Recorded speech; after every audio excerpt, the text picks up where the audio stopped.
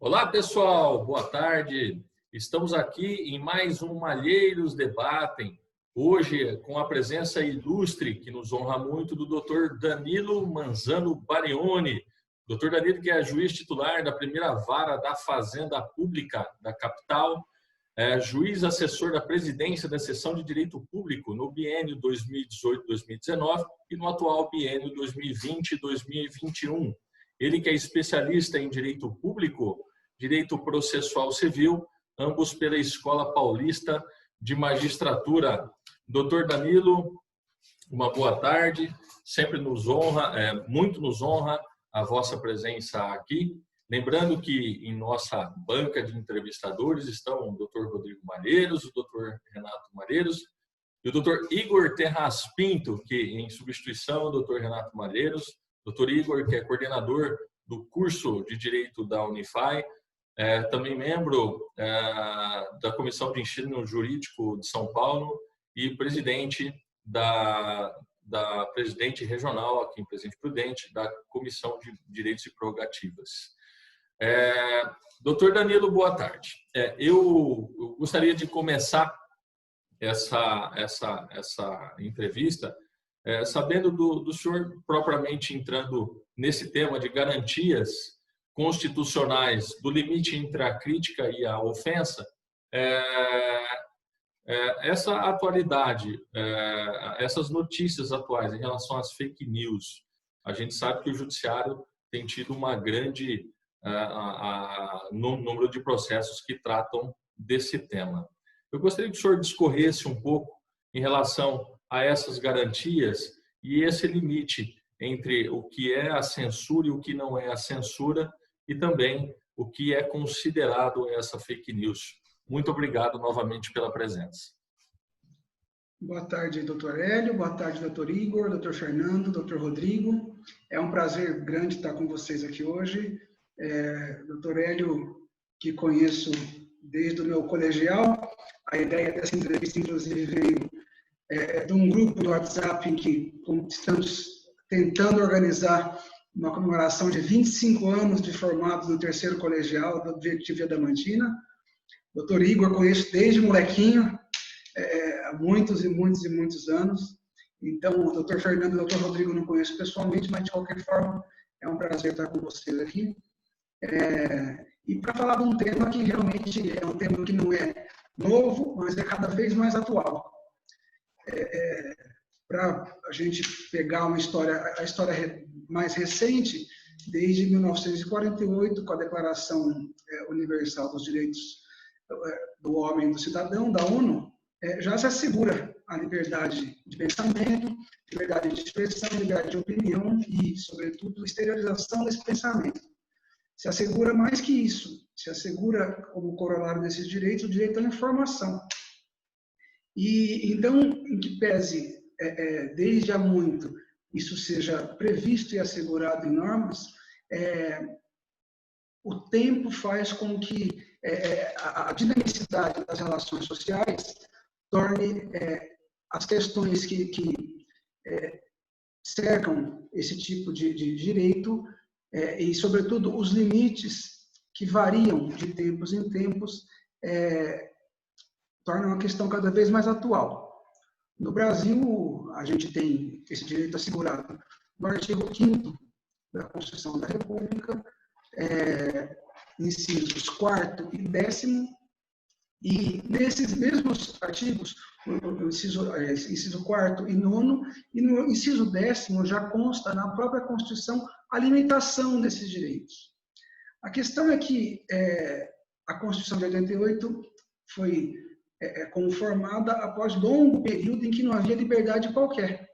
A Constituição de 67, com o ato adicional número 5 de 69, que na prática serviu como uma verdadeira emenda constitucional, e tolheu qualquer tipo de direito de opinião, de exteriorização do pensamento, com censura efetiva.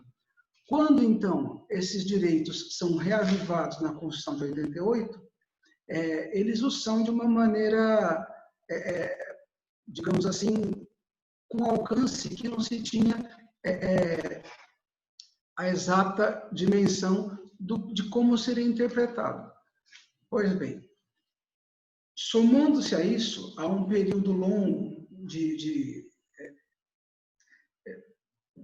que esses direitos foram tolhidos, começou a questão da internet. Então, o alcance de qualquer opinião ganhou proporções muito, muito além do que se costumava ter, né? Os direitos foram reconhecidos e aqui surgiram como uma verdadeira novidade a partir de 88, já que por muito tempo esquecidos. Eu me lembro até hoje em capas de disco, a gente era criança na época da década de 80, mas em capa de disco vinha músicas XY censuradas. Que País é Esse, da Legião Urbana, por exemplo, músicas do RPM, algumas. Então, quando isso foi modificado após um período, que se começou a conformar qual seria o alcance e quais seriam os limites desse direito da esterilização do pensamento. A internet veio e tornou qualquer tipo de opinião, deu a qualquer tipo de opinião um alcance muito, muito largo. E agora, atualmente, a gente vê que exatamente por meio da internet se propaga o que comumente se começou a chamar de fake news, que, na verdade, não é opinião. Eu acho que é cabível fazer uma distinção, é fundamental fazer uma distinção entre direito à informação, direito à opinião e fake news. Informar é dizer alguma coisa conforme a verdade e opinar é dizer alguma coisa com base em fatos e, em relação a esses mesmos fatos verdadeiros, traçar uma diretriz argumentativa racional para um lado e para o outro, ainda que discordante. É fundamental que haja uma linha mestra de que se baseie em algum fato. As fake news, não. As fake news são subversão ao que é real, propagadas de maneira, inclusive por robôs hoje em dia, de maneira avassaladora e que reavivam aquela máxima do nazismo, que uma mentira dita repetidamente se torna uma verdade. Tá certo? E surgiu, portanto, esse inquérito instaurado no Supremo Tribunal Federal, com base numa norma regimental que, por sua vez, tem força de lei, mas anterior à própria Constituição de 88, e aí se questiona demais sobre ter sido recepcionado ou não pela Constituição, né? O Supremo acabou de se manifestar, não viu problema nenhum quanto a isso, manteve o inquérito das fake news, contra o voto único do ministro Marco Aurélio, e então sigamos. Mas as fake news, basicamente, no meu modo de ver, elas não são exercício do direito de opinião ou da liberdade de expressão ou coisa que valha. Elas são, via de regra, crimes das mais diferentes naturezas, certo? Já que baseadas não em fatos, mas em informações inverídicas manipuladas para fim de denegrir, para fim de afrontar a honra, afrontar a intimidade de quem quer se atingir. Atualmente, final do ano passado, foram expressamente capituladas no âmbito eleitoral como crime, inclusive. No âmbito não eleitoral ainda não há regulação capturando como crime específico e próprio, mas a tendência é que isso aconteça. Perfeito. Doutor Igor, por gentileza. Bem, inicialmente, antes de formular minha pergunta ao nosso ilustre convidado, eu gostaria também de agradecer pela oportunidade de estar participando junto com a família Malheiros, família essa que respeito, que admiro, e temos um estreito laço de amizade, né? Desse importante canal de comunicação. Mais honrado ainda fiquei ao saber que o convidado entrevistado seria também um amigo de longa data, um luceliense, uma pessoa que conheço talvez há mais de 30, 40 anos. Nossas famílias né, já são amigas, então podemos dizer que é uma amizade de 3 gerações. Então, doutor Danilo, parabéns pelo seu trabalho, a distância que nós temos acompanhado, a forma como o senhor conduz, né, os processos, é um digno representante do Tribunal de Justiça do Estado de São Paulo, do Poder Judiciário como um todo. Bem, feita essa pequena explanação, esses agradecimentos, eu me permito fazer uma pergunta relativamente ao processo eleitoral que se avizinha. Nós recebemos a notícia de que em breve serão divulgadas ou confirmadas novas datas para as eleições municipais. E sempre quando estamos diante de um cenário como esse, é comum que candidatos ou pré-candidatos passem a propagar indevidamente fatos inverídicos a respeito de seu oponente, de um concorrente, né? E eu gostaria de saber do doutor Danilo qual tem sido a postura do judiciário quando se tem, de um lado, né, o direito de expressão, o direito à informação, e do outro, a ofensa à intimidade de um candidato. Essas mentiras que muitas vezes são lançadas, ou insinuações que sejam a respeito aí da probidade de um candidato, elas muito provavelmente levam a um direito de resposta, né? Se isso de fato ocorre de maneira exemplar, se além do direito de resposta caberia ao ofendido também alguma espécie de indenização, se é possível a gente considerar como uma ofensa e não como uma mera crítica, sempre que um candidato atribui a outro um fato tido como improbo. Agradeço pela pergunta. É recíproca a questão da satisfação em tê-lo aqui hoje. Excepcionalmente, o Hélio me havia dito que você participaria e muito me alegrou. Mas a questão é interessante na medida em que eu costumo dizer que o que seja calunioso, injurioso ou difamatório, ele pode variar extremamente conforme o ponto de vista e conforme o local da exposição dessa crítica ou ofensa e as razões pelas quais elas são irrogadas. Na eleição municipal passada, eu fui convocado para ser juiz da Comissão de Fiscalização de Propaganda Eleitoral aqui em São Paulo. Aqui em São Paulo funciona um pouquinho diferente dos outros locais do Estado, e então a propaganda se concentrava, registro e propaganda se concentravam na primeira zona eleitoral. Essa eleição foi após o entendimento do Supremo que os inquéritos vêm para a Justiça Eleitoral, a propaganda passou à segunda zona. Mas, enfim, a propaganda eleitoral ela era concentrada na primeira zona e o TRE formava uma comissão de juízes eleitorais para fiscalização dessa propaganda. Éramos em 4. E é curioso porque o direito de resposta aí, que a gente costuma observar como alguma coisa genérica, na Justiça Eleitoral existe um expediente específico para o direito de resposta, né?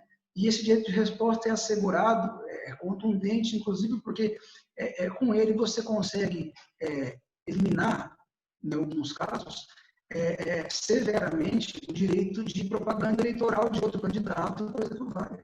Mas, enfim, quando dolosamente se propaga notícia sabidamente inverídica, tá certo? E é curioso porque, tendo em conta as consequências gravosas de eventual acolhimento desse pedido de direito de resposta no âmbito eleitoral, todo mundo quer o direito de resposta. E qualquer tipo de manifestação, e as manifestações no jogo eleitoral são manifestações normalmente incisivas, tá certo? O judiciário é chamado para que se assegure isso. Aí eu entendo o seguinte, é bem diversa a questão de uma crítica ácida, uma crítica contundente que seja irrogada a alguém no âmbito privado e uma crítica ou uma ofensa ou alguma notícia que seja veiculada contra algum adversário político.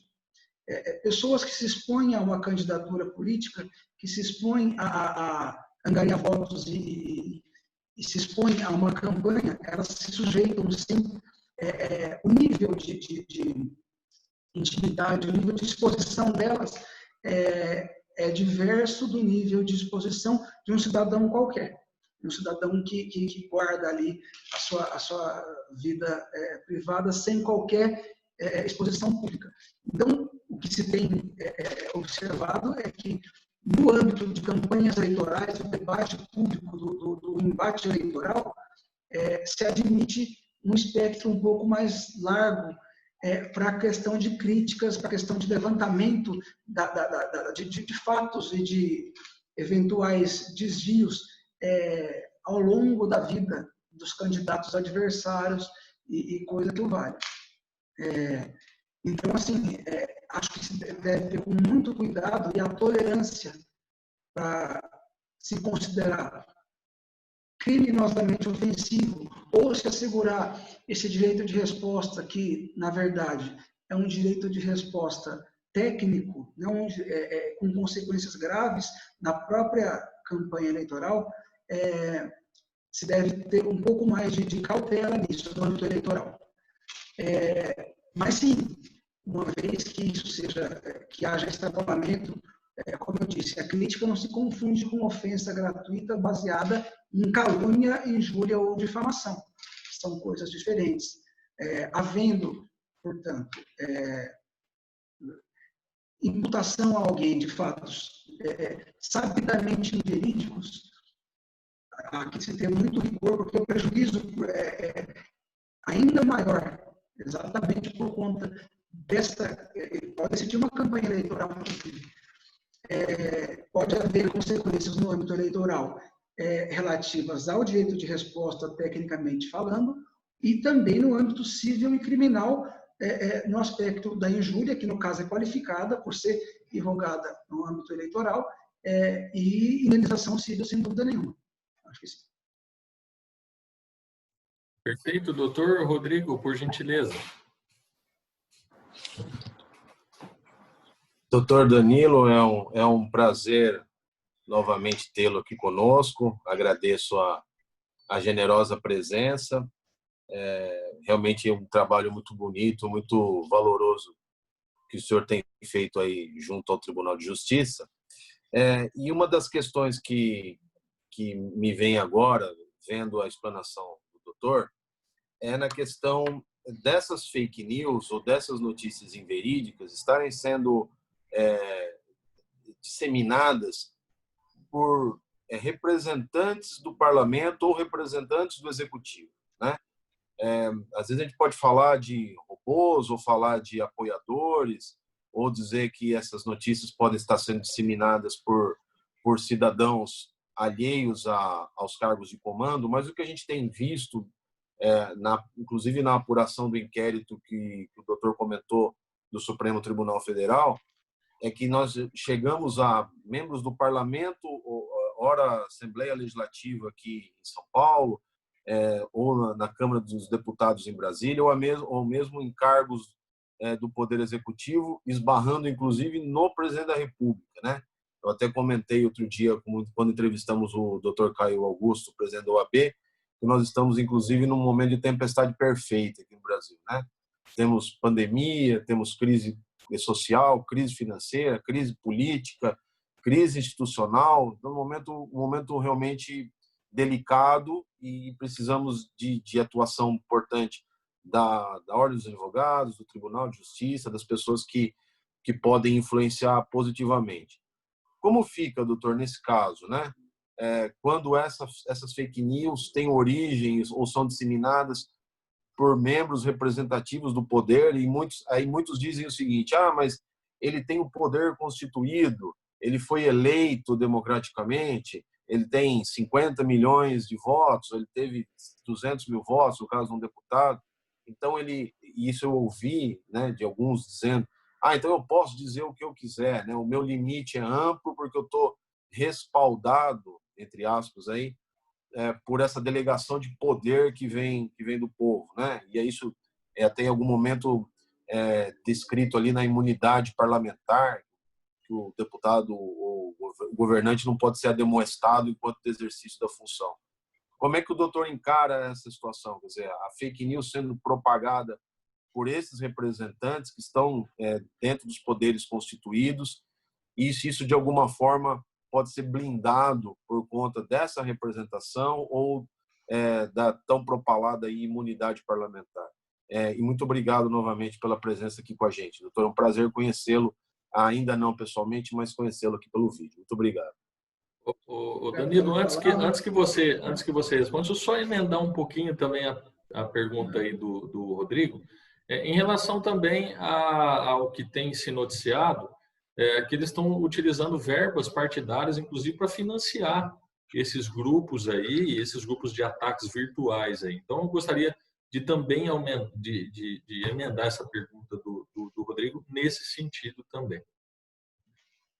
A imunidade parlamentar é uma garantia fundamental ao exercício do mandato, não tenho nenhuma dúvida. E, então, os parlamentares são invioláveis pelas opiniões e votos, né, que no exercício do mandato exteriorizem. Isso é fundamental para o exercício independente do mandato. Mas aí a gente volta naquela questão que eu fiz questão de distinguir entre opinião, liberdade de expressão do pensamento e fake news, né? Não acredito que o que se convencionou chamar de fake news seja opinião, tampouco que alguém tenha liberdade, então, para exteriorizar de qualquer maneira alguma coisa sabidamente falsa.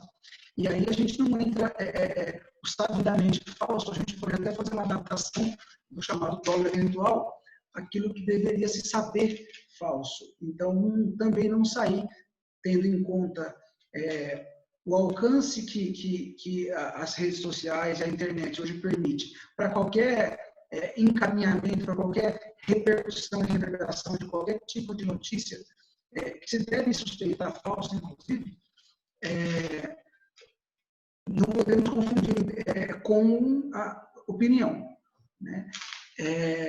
Não consigo conceber ingenuidade entre pessoas desse nível, entre parlamentares e tudo que sai, subdimensione o alcance daquilo que propagam, tampouco não tem discernimento para aferir a razoabilidade da veracidade daquilo que estão dizendo.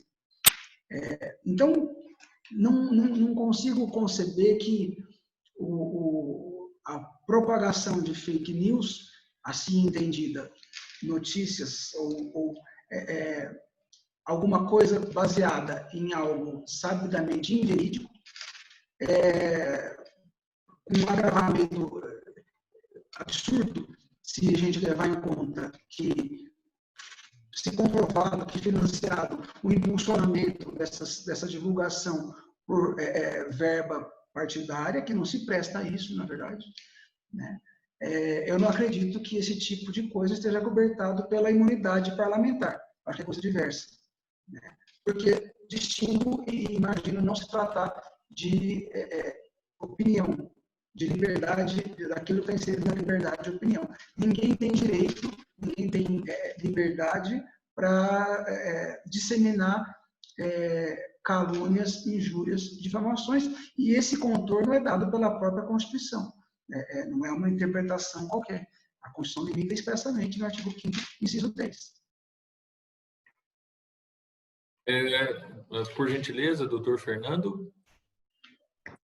Boa tarde, doutor Danilo. Muito obrigado por estar participando aqui na nossa página, no nosso canal do YouTube. É uma honra tê-lo aqui com a gente. Queria cumprimentar também ao doutor Igor, a quem eu conheço o pai dele. Já vi algumas vezes ele lá em Adamantina. Estou sabendo que ele é coordenador de prerrogativas aí. Eu sou o vice-presidente da área trabalhista do Estado aqui de São Paulo. Uma honra tê-lo aqui com a gente. Cumprimentar o meu primo, Hélio, e cumprimentar meu irmão Rodrigo. Começando a minha pergunta, doutor, eu vou entrar um pouquinho na política aqui também. Dizendo que eu não sou direitista, mas é uma pergunta para apimentar um pouquinho o caso que a gente está discutindo sobre fake news aqui, né? Se um órgão de imprensa divulga uma notícia, né, sem antes verificar a veracidade da mesma, se ela é verdadeira ou falsa, como, por exemplo, o caso do porteiro lá do presidente, que disse que tinha atendido um interfone e ele estava em Brasília, né? E depois, acho que 1 ou 2 dias depois, foi desmentido isso e o órgão de imprensa veio e deu um direito de resposta. Esse direito de resposta, ele inibe qualquer tipo de apuração de um crime, eventual crime.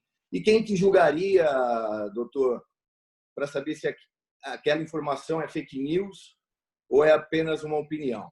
Muito obrigado. Boa tarde.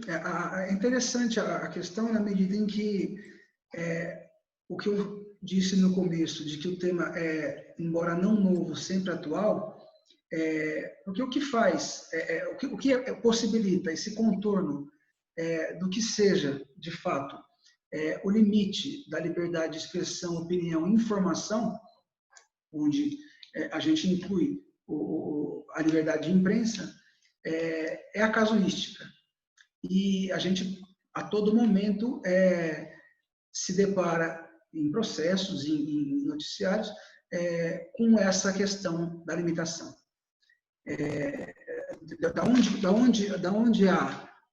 Aonde é esse limite, né? Quando houve extrapolamento? Eu não acredito que a gente possa dizer que a imprensa não pode errar, né? A imprensa pode errar, aliás, cada vez mais comum que erre, né? Mas isso não a isenta do dever de checar a informação.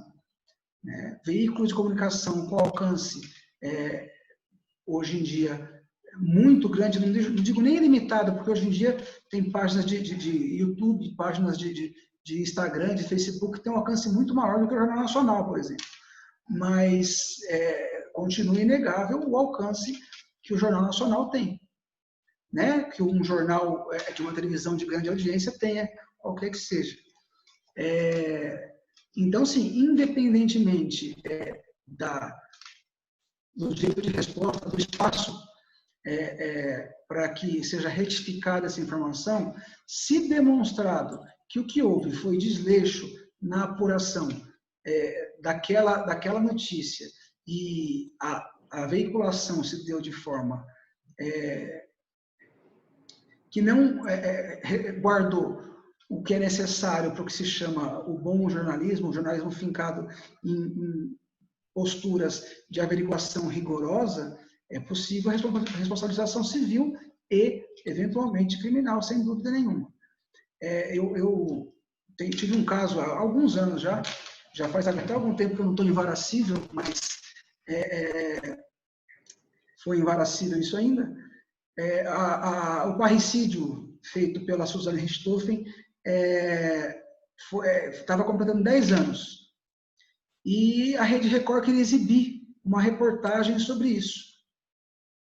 Pois bem, a Suzane ainda presa, ela tinha um advogado que costumava atuar por ela em inúmeras ações, e eles entraram com uma ação cautelar para que eu impedisse a veiculação dessa reportagem.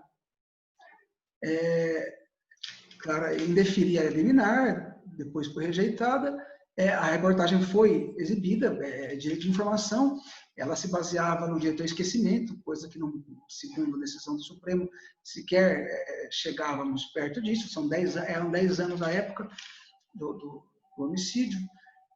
Mas quando veiculada a reportagem, foi veiculada naquele programa, não sei se nem se existe ainda, mas Cidade Alerta, apresentada pelo finado Marcelo Rezende. E quando exibida a reportagem, tinha de fato algumas cenas da casa, de tudo, mas eles veicularam imagens dela dentro do presídio, captadas de forma clandestina, por meio aéreo. E na narração, ela vinha caminhando ao lado da Ana Paula Jatobá. Na narração, Marcelo Rezende gritava, aquele tom peculiar dele, olha como ela está gorda, ela está muito gorda, ela é melhor amiga da Ana Jatobá, imagina que elas conversam. Então, na ação indenizatória, em que pese tenha sido mantida a conclusão de que a exibição de uma reportagem sobre 10 anos de um fato gravíssimo e que se tornou notório não pudesse ser impedida de forma alguma, porque se insere na liberdade de imprensa e há interesse público em rememorar esse tipo de fato, a Record extrapolou grandemente, primeiro captando imagens de forma clandestina, o que é proibido pela lei de execução penal, e segundo, ilustrando aquilo com uma narração totalmente fora do padrão e sem interesse jornalístico qualquer.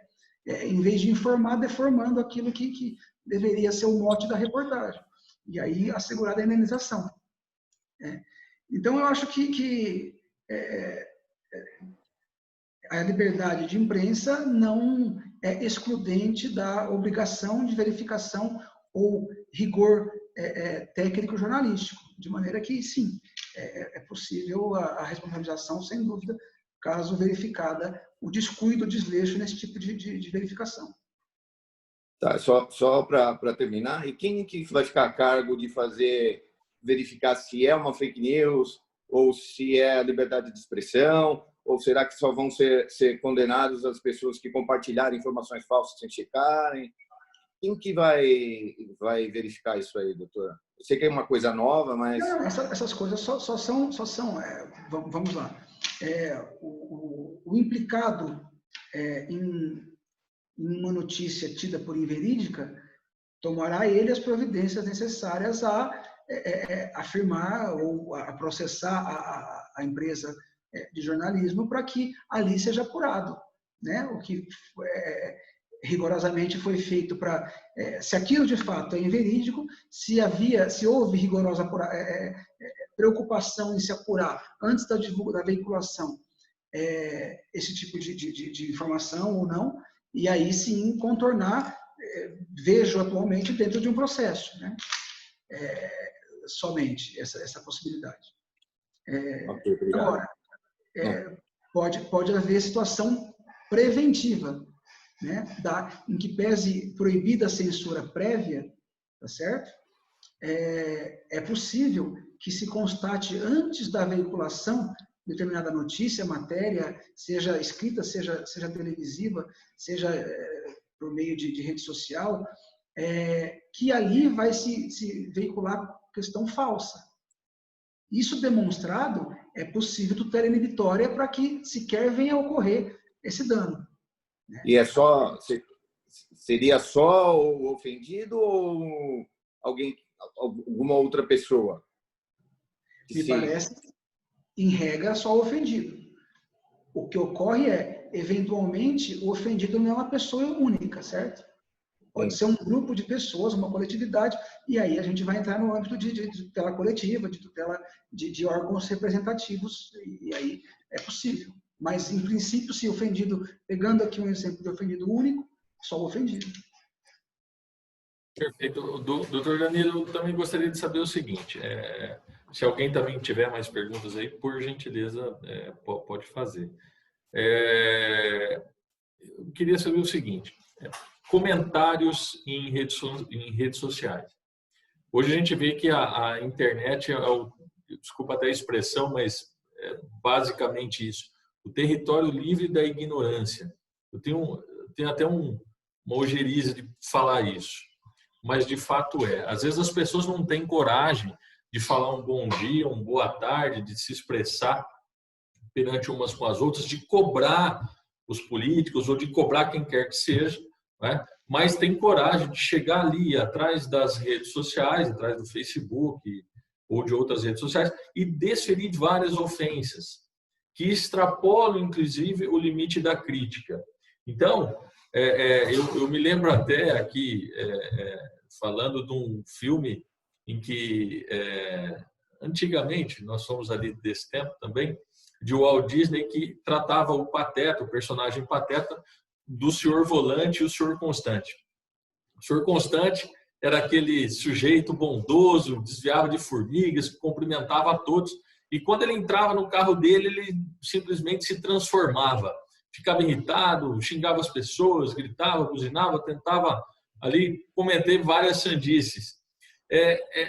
Evidentemente que isso ocorre, inclusive, hoje no trânsito também.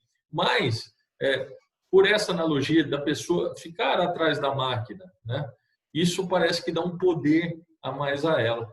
Então, eu gostaria que o senhor falasse, que você, meu amigo Danilo, falasse em relação a esses tipos de comentário. Como é que se baliza, Danilo, esse limite entre o que é crítica e o que é ofensa? A internet trouxe um tipo de euforia para quem... eu acho que é alguma coisa inata o ser humano querer falar. Em pequenos grupos, a gente conversa de forma descontraída e todo mundo tem opinião para tudo, independentemente de aquilo ser racional ou não. A internet levou isso a um alcance muito grande. E, ao mesmo tempo, trouxe para a pessoa que está atrás do computador, como você disse aqui, uma sensação falsa de anonimato e de inconsequência. Porque é até caricato, mas é mais comum do que se imagina, o corajoso, na hora aquele segura, senão eu vou pegar ele, me segura, senão eu pego ele. Na verdade, né, não pega coisa nenhuma se a situação de fato chegar a se concretizar. E o caluniador, o injuriador, o difamador escondido atrás de um computador, ele tem essa sensação. E eu imagino que também, como é um mundo muito novo, a gente tende a chegar no equilíbrio, porque cada vez menos isso é anônimo. Cada vez menos aquele que está manifestando alguma opinião por meio de rede social, por meio de comentários desairosos em postagens de terceiras pessoas, vai ficar sem ter a devida identificação e consequente punição. E um exemplo disso é o inquérito das fake news, né, do Supremo, em que se chegou por meio de vasculharam todas as críticas, as ameaças, inclusive, a familiares, tudo, foram feitas via internet. Até então, por pessoas supostamente sem rosto, né? Porque tem aquele alegre que com o próprio nome, dá a opinião dele lá de maneira absurda, de maneira até ofensiva, mas não se protege. Tem aqueles que, já predispostos a cometer crime, criam todo um tipo de camuflagem virtual para que não sejam identificados. Mas foram todos. Então, o sistema de tecnologia cada vez mais permite essa identificação. E eu acho que isso vai levar a todo mundo, cada vez mais, a compreensão de que não, a gente está atrás do computador, a gente está ofendendo uma pessoa que a gente sequer conhece às vezes, mas a gente pode ser alcançado. E sendo alcançado, vai ser responsabilizado. Então, eu acho que junta uma euforia daquele que quer falar sobre tudo, ainda que não saiba quase nada, e a sensação que cada vez mais se mostra falsa de que não pode ser atingido. Eu me lembro até hoje uma sessão do Supremo, o então ministro Nelson Jobim, eu nem me lembro o fato específico que levou ele a dizer isso, mas à época ele era talvez presidente do Supremo e houve uma atuação regimental dele lá, que ele votou em alguma coisa e começou a se preparar na imprensa que ele não poderia ter votado, o presidente só vota em ocasião de desempate, coisa que o valha. E obviamente ele não estava agindo de maneira equivocada segundo o regimento. E ele começou a sessão dizendo que os idiotas perderam a modéstia, parafraseando o Nelson Rodrigues. E é mais ou menos o que acontece. Hoje em dia se fala qualquer coisa sobre quase tudo, e ainda que não se saiba, e falta de noção de que pode ser identificado, eu acho. E então acho que cada vez mais vai reduzir isso. porque a sensação de que pode ser alcançado acaba acovardando quem de fato é covarde e só age na covardia. Perfeito, Danilo. Alguém mais tem alguma pergunta? Não? Bom, Danilo, eu te agradeço novamente aqui a presteza, a sua disponibilidade de estar aqui na nossa página do Malheiros Debatem. Você é um expoente da magistratura paulista. Tenho muito orgulho de ser seu amigo, muita honra. Tenho e torço para que você alce os maiores cargos da magistratura paulista, não é? Quem sabe aí chegar a desembargador, talvez até ministro, cara, quem sabe um dia. Não é? Torço muito por você, para toda a tua família. Agradecer a presença do Igor aqui também hoje, o Rodrigo e o Fernando, por gentileza, os seus agradecimentos finais. Rodrigo, o Fernando e depois o Igor. Bom, eu agradecer imensamente essa aula e esse bate-papo, doutor Danilo. Foi muito, muito proveitoso, muito valioso para nós, né? Ainda mais nesse momento de debates acirrados. Como minha última consideração, e aí já descontraindo um pouquinho, já encerramos a parte mais tormentosa do debate, você comentou a respeito do Nelson Rodrigues, né? Que os idiotas perderam a modéstia, e concluindo a questão da fake news, queria perguntar, doutor Danilo, Palmeiras campeão mundial, é uma fake news? Pode ser enquadrada como fake news? Ou ficamos apenas na opinião do Nelson Rodrigues? Muito obrigado novamente pela presença. Eu acho que essa é uma das maiores fake news da história, mas a gente tolera porque vai chutar cachorro morto, né? Não é o caso. Deixa, né? Tricampeões mundiais, deixa o pessoal tentar. Doutor Danilo, muito obrigado pela presença. Deu uma aula aqui para a gente. Tenho grandes impressões positivas suas. Dizer que é uma honra, muito obrigado. Agradecer ao doutor Hélio e aos demais integrantes aqui da nossa mesa virtual. Muito obrigado. Tá bom. Meus amigos, eu também me despeço, reiterando os meus agradecimentos. Foi, de fato, uma alegria muito grande poder rever o doutor Danilo, o doutor Hélio e conhecer o doutor Rodrigo e o doutor Fernando, né? Espero que em breve possamos nos ver novamente, desta vez presencialmente. Um grande abraço a todos e até qualquer dia. Muito obrigado, viu? Prazer. Eu me despeço, então, agradeço as palavras de todos, o Hélio, os exageros do Hélio decorrentes da amizade. E então, assim, sigo fazendo o meu trabalho e é isso que importa, amigo. E, eventualmente, podendo encontrar os amigos e ter um bate-papo gostoso. Agradeço o convite. Muito obrigado. Maravilha, pessoal. Esse foi mais um Malheiros Debatem. Quem não se inscreveu ainda no nosso canal, por favor, se inscreva, ative as notificações e, se gostou, deixa lá a sua curtida. Muito obrigado e até o próximo Malheiros Debatem.